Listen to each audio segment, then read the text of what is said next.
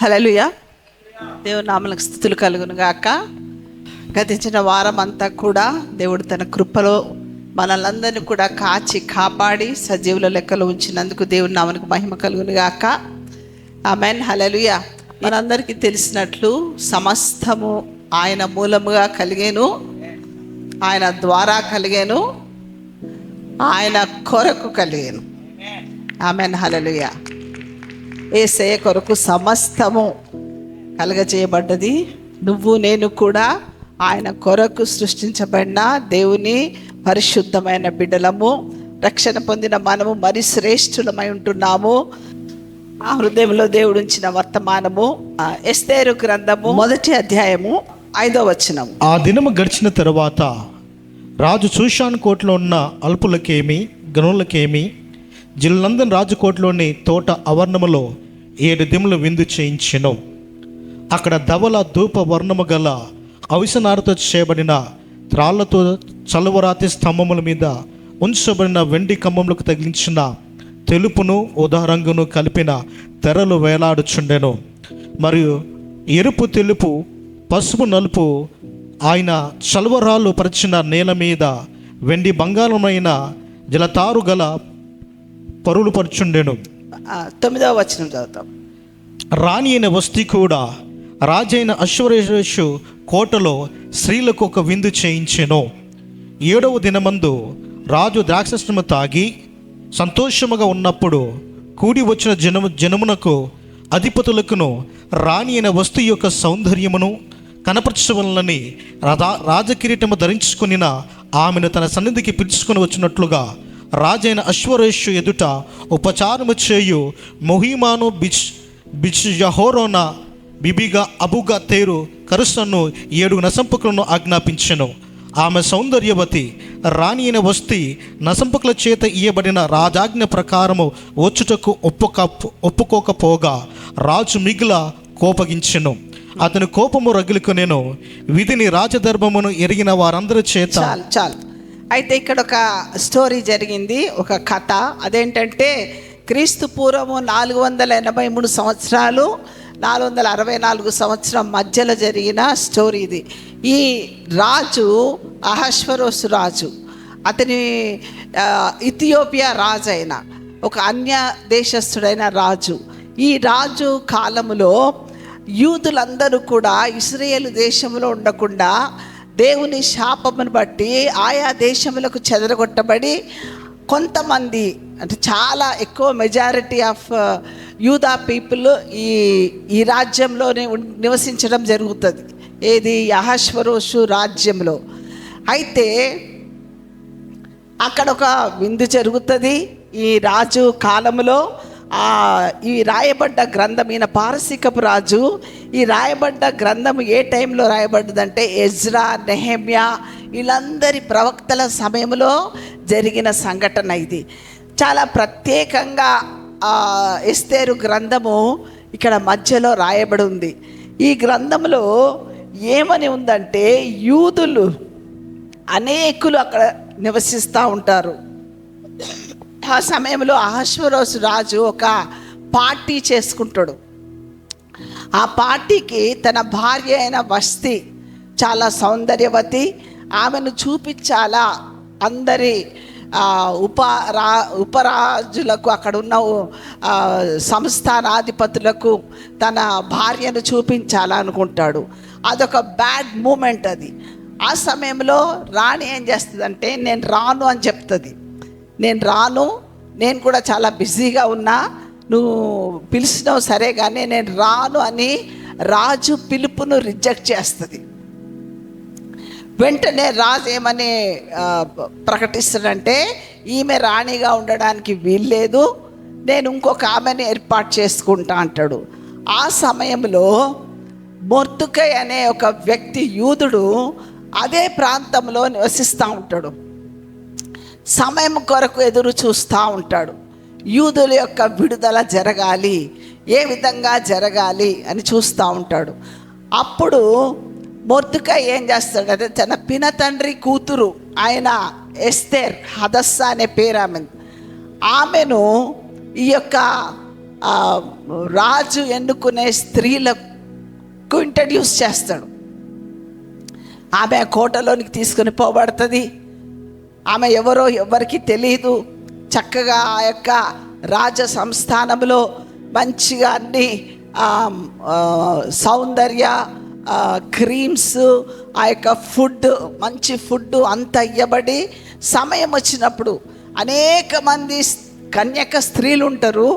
కానీ రాజుకు ఈమంటే ఇష్టమవుతుంది. ఎవరంటే ఎస్తేర్ అంటే ఇష్టమవుతుంది. దేన్ని బట్టి ఇష్టమవుతుందో మనకు తెలియదు, కానీ ఫేవర్ ఆఫ్ గాడ్ ఆమె మీద ఉంటుంది. ఆమె రాజు యొక్క భార్యగా స్వీకరించబడుతుంది. ఆ తర్వాత జరిగిన స్టోరీ ఏంటంటే, మొర్దెకై అక్కడ రాజభవనము దగ్గర ఉంటాడు. రాజుకు సెకండ్ ఉన్న మంత్రిగా ఉన్న ఒక హామాన్ అనే వ్యక్తి ఉంటాడు. ఈ హామాన్ అనే వ్యక్తి ప్రతిరోజు రాజభవనం నుంచి వెళ్తూ ఉంటే అధికారులకు సాధారణంగా అందరూ నమస్కారం పెడతారు, వంగి నమస్కారం పెడతారు. కానీ ఈ హామాను అస్సలు వంగి నమస్కారం చేసేవాడు కాదు. ఎందుకంటే యూదుల గ్రంథములో, ఆ మత గ్రంథములో ఉన్న మెయిన్ అంశం ఏంటంటే, ఏ యూదుడు కూడా మనిషికి మొక్కకూడదు. అదొక రూల్, ఆజ్ఞ. అందుకే ఈయన మొక్కేవాడు కాదు. రోజు హామాన్ చూసేవాడు, వీటిని ఎట్లన్నా సరే మొర్దెకైకి ఏ విధమైన శిక్షణ వెయ్యాలి అని డిసైడ్ చేసుకుంటాడు. చేసుకొని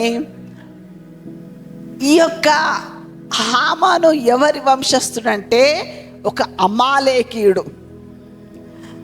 ఈ అమాలేకీయుడు ఎవరికి శత్రు అంటే యూదులకు శత్రు, డైరెక్ట్ శత్రు. ఈ శత్రుత్వము ఆ రోజుతో మొదలైంది కాదు. బ్యాక్గ్రౌండ్లో 120 సంవత్సరాల క్రితము సౌలు రాజు దేవుని చేత ఆజ్ఞాపింపబడి అమాలేకీయులను నాశనము చెయ్యమని దేవునితోటి ఆజ్ఞ పొందుతాడు. ఆ దేశంకి వెళ్ళినప్పుడు అంత దేశంలో అందరినీ నాశనం చేస్తాడు, కానీ ఎవరిని ఒక్కడిని పట్టుకుంటాడు? రాజును పట్టుకుంటాడు. రాజును చంపడు. ఆగాగు రాజును పట్టుకొని బతికుంటాడు. ఆగాగు రాజు ఆయనను తీసుకొచ్చి అమాలేకీయుల రాజు. ఇక్కడ మనం చూసినట్లయితే హామాను ఎవరంటే ఆగాగీయుడు. ఆయన అమాలేకీయులకు ఒక వంశం. ఈ హామాను 11వ వచనం చదువుదాం. ఇది 3వ అధ్యాయం 11వ వచనం, 11, 12. ఆ వెండి నీకు ఇయ్యబడి ఉన్నది నీ దృష్టికి ఏది అనుకూలమో అది జనులకు చేయనట్లుగా వారు నీకు అప్పగింపబడి ఉన్నారని రాజు సెలవిచ్చెను. ఈ హామాను యూదులకు శత్రువు. ఎవరండి తను? యూదులకు శత్రువు. అయితే ఈ హామాను ఎక్కడి వాడంటే ఆగాగీయుడు, అంటే అమాలేకీయుని యొక్క వంశం. 120 సంవత్సరాల క్రితము జరిగిన యుద్ధములో ఏ రాజు అయితే తప్పించుకుంటాడో, ఏ రాజునైతే చంపకుండా సౌలు వదిలిపెడతాడో, ఆ రాజు యొక్క వంశము తర్వాత ఎక్కడ ప్రత్యక్షమైందంటే ఎస్తేరు గ్రంథంలో ప్రత్యక్షమైంది. ఎస్తేరు గ్రంథంలో హామాను తిరిగి యూదుడైన మొర్దెకై తోటి ఆ యుద్ధం ప్రకటిస్తాడు. మన జీవితాల్లో కూడా దేనినైతే మనం ఉండనిస్తామో, ఏ శాపమైతే మనల్ని వెంబడిస్తుంటుందో, ఈ శాపాలు ఎక్కువ తల్లిదండ్రుల నుంచి, పితరుల నుంచి వస్తాయి.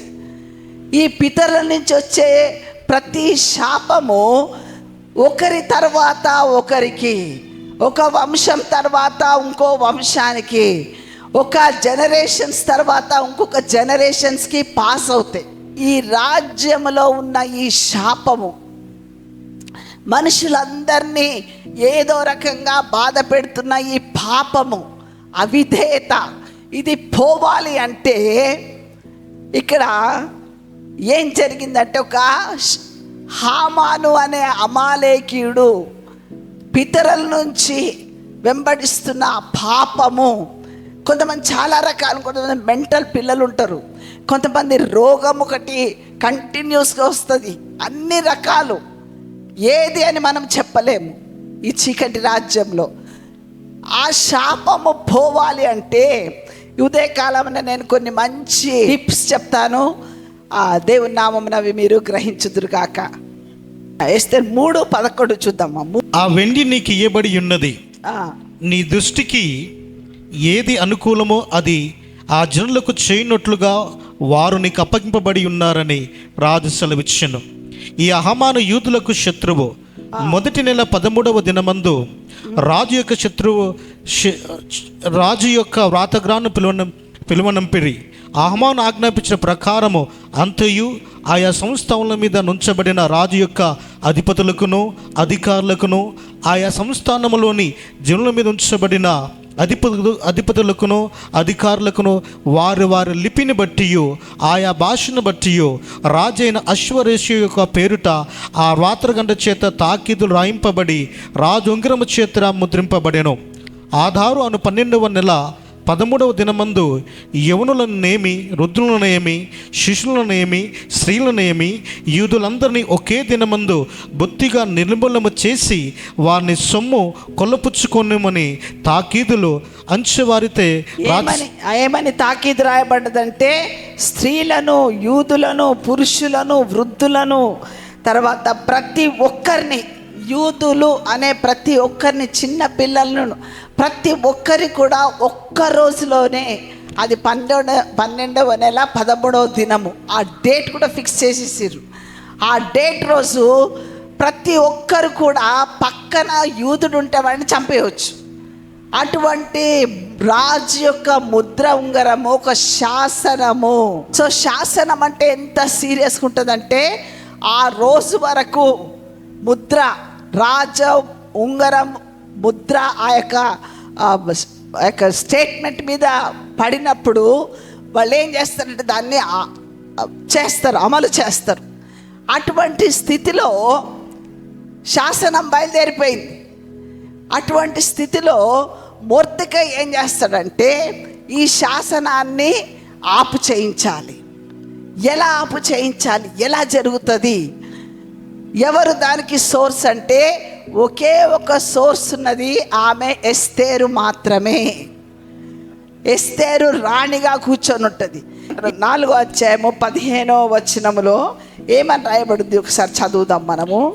అప్పుడు ఎస్తేరు మొర్దెకైతో మరలా ఇట్లనెను, నీవు పోయి షూషాను నందు కనబడిన యూదులందరినీ సమాజ మందిరములకు సమకూర్చి నా నిమిత్తము ఉపవాసముండుడి, 3 దినములు అన్నపానములు చేయకుండుడి, నేనును నా పనికత్తులు కూడా ఉపవాసముందుము, ప్రవేశించుటట్టు న్యాయ వ్యతిరేకంగా నున్నను నేను రాజునొద్దకు ప్రవేశించుదును, నేను నశించుదును.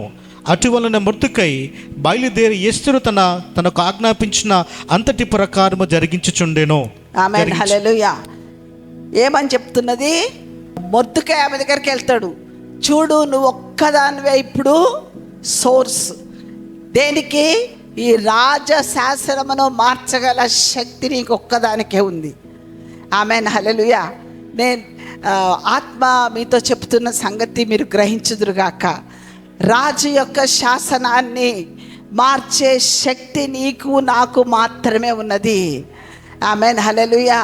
ఈ శాసనం ఏమని రాయబడిందంటే, ఆదాము పాపము చేసినప్పుడు, ఆదాము ఎప్పుడైతే దేవునికి అవిధేయత చూపించినప్పుడు వెళ్ళగొట్టబడ్డాడు.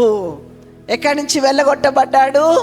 ఏదేను వనము నుంచి వెళ్ళగొట్టబడ్డాడు.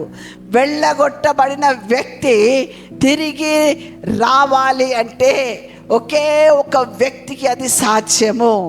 ఆ వ్యక్తి ఎవరంటే యేసు క్రీస్తు వారు. హల్లెలూయా. యేసు క్రీస్తు వారు ఎప్పుడైతే ఈ లోకంలోనికి వచ్చి తన ప్రాణాన్ని పెట్టి ఆ ప్రాణాన్ని మనందరికీ పంచి ఇచ్చేసిండు. ఆ ప్రాణంలో, ఆ రక్తంలో నీవు కూడా పాలిభాగస్తుడివి. ఏ రోజైతే నువ్వు ఆ సాక్రిమెంట్ తీసుకుంటున్నావు, ఏ రోజైతే బ్రెడ్ తింటున్నావు, ఏ రోజైతే రక్తాన్ని తాగుతున్నావు, ఆ రోజే ఆయన వంటి వాడిగా, ఆయన వలె నువ్వు ఉంటున్నావు. ఆమేన్, హల్లెలూయా. ఆయన లాగాను ఉంటున్నావు. నీ ప్రాంతానికి, నీ ప్రజలకు, నీ యొక్క బంధువులకు, నీ ఉన్న స్థలంకి ఒక రిప్రజెంటేటివ్గా, ఒక ఎస్తేరుగా నువ్వు ఉంటా ఉన్నావు. ఆమేన్, హల్లెలూయా. నువ్వు ఒక ఎస్తేరుగా దేవుని ఎదుట రిప్రజెంటేషన్గా ఉన్నావు. నువ్వు ఆయన దగ్గరికి వెళ్ళగల సామర్థ్యం నీకొక్కదానికే ఉంది, నీకొక్కడికే ఉంది. స్త్రీలు కావచ్చు, పురుషులు కావచ్చు, ఆ యొక్క వస్త్రములు ధరించుకున్న మనము ఆ యొక్క ఎస్తేరు వలె ఆ స్థానములో, యేసుక్రీస్తు వారి యొక్క స్థానంలో ఉన్న మనము అర్హతను కలిగి ఉన్నాము. మొర్దుకై అంటున్నాడు, నీ ప్రజల కొరకు నువ్వు చెయ్యి. ఒకవేళ నువ్వు నిలబడకపోతే, ఒకవేళ నువ్వు ఆ యొక్క మొరను చేయకపోతే సహాయము ఎక్కడి నుంచన్నా వస్తుంది. నువ్వు అనుకుంటావు, నేను లేకపోతే ఎట్లా జరుగుతుందో చూస్తా, నేను లేకపోతే పరిచర్య ఎట్లవుతుందో చూస్తా, నేను చర్చికి రాకపోతే ఏమవుతుందో చూస్తా అని అనుకుంటావు. నేను అనుకుంటాం. దేవుడు నువ్వు లేకపోతే ఎక్కడి నుంచన్నా సహాయము చేయించగల సమర్థుడైన. ఆమేన్, హల్లెలూయా, హల్లెలూయా. అందుకే ఆ యొక్క పరిస్థితిని విడిచిపెట్టేయాలి. వెంటనే ఎస్తేరు ఏమంటుందంటే, సరే నేను నశించినా నశిస్తాను, నేను కష్టం అనుభవిస్తాను, నా పరిస్థితి మారకపోయినా పర్వాలేదు, ఏది జరిగినా ఏది జరగకపోయినా పర్వాలేదు, నేను మాత్రం రాజు దగ్గరికి వెళ్ళడానికి సిద్ధపడుతున్నా. నా కొరకు మీరేం చేయండి? ఉపవాసం ఉండి ప్రార్థన చెయ్యండి. ఎస్తేరు ఏం చేస్తుందంటే ధైర్యంగా లెగుస్తుంది. లెగిసి 5వ అధ్యాయం 1వ వచనం చదువుతాం. 3 దినముల యందు 3వ దినమందు ఎస్తేరు రాజభూషణములు ధరించుకొని రాజనగరి యొక్క ఆవరణములో రాజసన్నిధికి వెళ్ళి నిలిచెను. రాజనగర ద్వారమునకు ఎదురుగానున్న రాజ ఆవరణములో తన రాజసింహాసనం మీద కూర్చుని ఉండెను. రాణి అయిన ఎస్తేరు ఆవరణంలో నిలవబడి ఉండుట రాజు చూడగా ఆమె యందు అతనికి దయ పుట్టెను. రాజు తన చేతిలో నుండి బంగారపు దండమును ఎస్తేరు తట్టు చాపగా ఎస్తేరు దగ్గరికి వచ్చి దండము యొక్క కొన ముట్టెను. హల్లెలూయా, హల్లెలూయా. ఈ సమయంలో ఉపవాసం ఉన్న తర్వాత, ఆమె ప్రార్థన చేసిన తర్వాత ఆమె లోపల ఒక కార్యం జరిగింది. ఏం జరిగిందంటే, అంతవరకు విచార వస్త్రం వేసుకుంది, అంతవరకు దుఃఖ వస్త్రం వేసుకుంది, అంతవరకు ఓడిపోయిన వస్త్రం వేసుకుంది, అంతవరకు ఏమీ తోచక ఏం చెయ్యాలో అర్థం కాక పిరికితనం అనే వస్త్రం వేసుకుంది. ఆ వస్త్రాలన్నీ ధరించుకొని కూర్చుంది. కానీ ఎప్పుడైతే ఉపవాసం ఉండి 3 దినముల తర్వాత జరిగిన కథ ఇది. ఉపవాసం ఉండి ప్రార్థన చేసింది. ఆ ప్రార్థనలో జరిగిన మార్పు ఏంటంటే, ఆమెకు దుఃఖ వస్త్రమునకు ప్రతిగా ఉల్లాస వస్త్రం ఇవ్వబడ్డది. ఆమేన్, హల్లెలూయా. భారభరితమైన వస్త్రమునకు ప్రతిగా ఎంతో భూదండలాగా ఆమెకు ఆ వస్త్రం ఇవ్వబడ్డది. సంతోష వస్త్రం ఇవ్వబడ్డది. ఆమెకు ధైర్యం ఇవ్వబడ్డది. ఎక్కడ లేని ధైర్యం వచ్చింది ఆమెకు. ఎన్నడూ చూడనటువంటి గొప్ప విజయకరమైన పరిస్థితి ఆమెను ఆవరించింది. హల్లెలూయా. ఇంకా ఆమెకు విజయం రాలేదు, ఇంకా ఆమె ఆ స్థితిని చూడలేదు, ఏమీ చూడలేదు, ఏమీ జరగలేదు. అయినా సరే తన బట్టలు మార్చేసుకుంది. ఎటువంటి బట్టలు అంటే రాజవస్త్రము. నీ వస్త్రము నిన్ను ఐడెంటిఫై చేస్తుంది. ఐడెంటిఫై అంటే నీ స్టేటస్ తెలియజేస్తుంది. నీ వస్త్రము నీ స్టేటస్ తెలియజేస్తుంది. నువ్వు ఎక్కిన కార్లు నీ స్టేటస్ తెలియజేస్తాయి. నువ్వు ధరించుకున్న భూషణాలు, నువ్వేమేమి వేసుకుంటావో, బంగారం వేసుకుంటే బంగారాన్ని బట్టి నీ యొక్క స్టేటస్ తెలుస్తుంది. నువ్వు నకిలీ వేసుకుంటే నకిలీ స్టేటస్ తెలుస్తుంది. నీ యొక్క వస్త్రాల యొక్క ఆ యొక్క విలువ, దాన్ని బట్టి నీ స్టేటస్ తెలుస్తుంది. ఈ స్టేటస్ నీ ప్రార్థనలో అది మారిపోతుంది. ఆమేన్, హల్లెలూయా. ప్రార్థనలో పిరికివాడిగా భయముతో నింపబడ్డ నీవు గొలియాతును చంపేంత ధైర్యం వస్తుంది నీకు. హల్లెలూయా. ఉపవాసం ఉండి నువ్వు ప్రార్థన చేసినప్పుడు నీ స్థితి మారిపోతుంది. ఇంకా జయం రాలే, ఇంకా ఎస్తేర్కి ఇంకా ఏమీ రిజల్ట్స్ తెలియదు, ఏమీ తెలియదు, కానీ తన స్థితి మారిపోయింది. ప్రార్థనకు చాలా పవర్ ఉంది. కార్యము దేవుడు చేస్తాడు.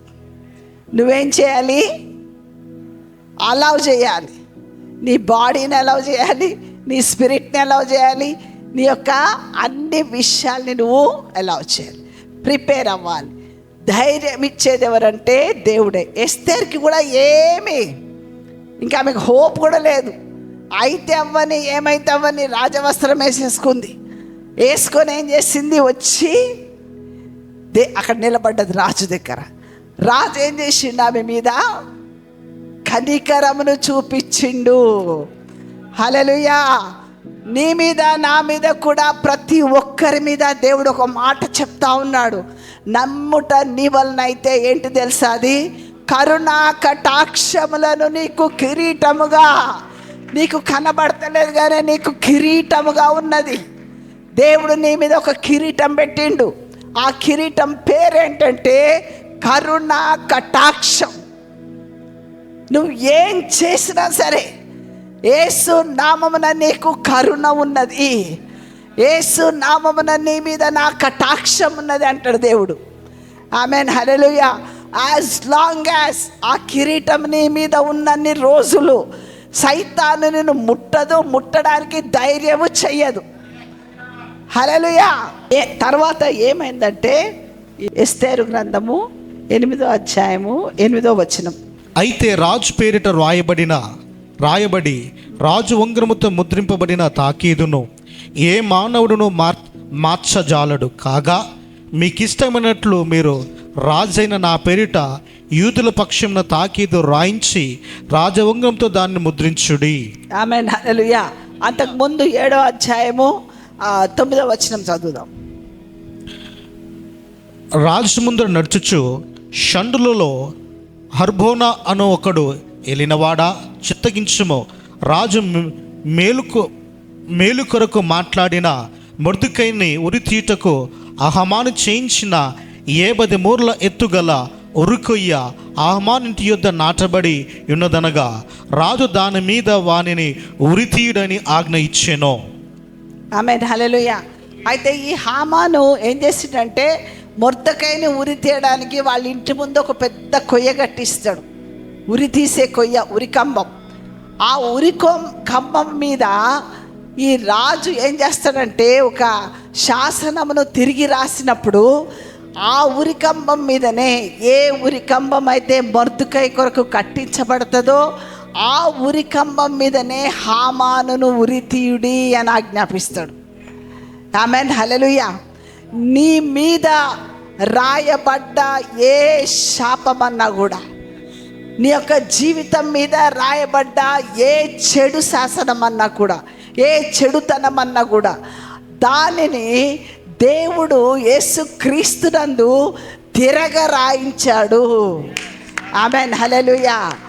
ఏం చేసిందంటే ఒకప్పుడును నిత్య నాశనమునకు, నిత్యమైన యొక్క శాపమునకు, నిత్యమైన కష్టానికి, నిత్యమైన దుఃఖానికి అప్పచెప్పబడ్డ నిన్ను, బలహీనుడమైన నిన్ను బలపరిచిండు, ధనహీనుడమైన నిన్ను ధనవంతుడిగా చేసిండు. విద్య లేని పామరుడైన నిన్ను అనేకుల కొరకు ప్రార్థించి ఆశీర్వాదకరమైన బిడ్డగా చేసిండు. ఆమేన్, హల్లెలూయా. ఇక్కడ కూర్చున్న అందరం కూడా యేసయ్య పెట్టిన దయా కిరీటమును, కరుణ కటాక్షముల కిరీటమును ధరించుకున్నాం. మనము సొంత ధనమును బట్టి మంచితనం లేదు, కానీ యేసే మంచితనం అంతా మన మీద ఉంది. తల నుంచి అరికాలు వరకు మన మీద ఉంది. Amen, hallelujah. We belongs to him, we belongs to the king, eternal king. ఒక రోజుకి కాదు, for ever and ever and ever and ever and ever and ever. We belongs to Lord Jesus Christ. Amen, hallelujah, hallelujah. దేవుడు మనల్ని అంత విశ్వాసముతో నింపునుగాక, అంత ధైర్యముతో నింపునుగాక, అంత బలముతో నింపునుగాక, అంత శక్తితో నింపునుగాక, వరముల ఫలములతో నింపునుగాక. ఈ కాలముకు కావలసిన జాషువాలాగా ఉందుముగాక, ఈ కాలమునకు కావలసిన గిద్యోను లాగా ఉందుముగాక, ఈ కాలమున కావలసిన చిన్న క్రీస్తుల వలె ఉందుముగాక. Amen. God bless you all. దేవుడు మిమ్మల్ని అందరినీ ఈ వాక్య వినికిడిలో దీవించునుగాక. ఆమెన్.